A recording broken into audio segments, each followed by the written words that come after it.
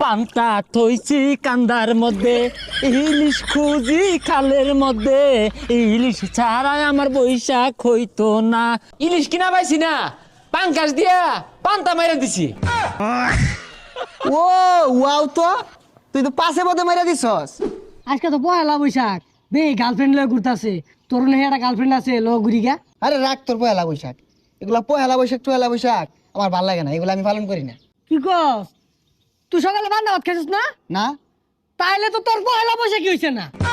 আরে পাগল, পান্তা ভাত তো বাড়িতে ভাত নাই, প্রতিদিনই খায়।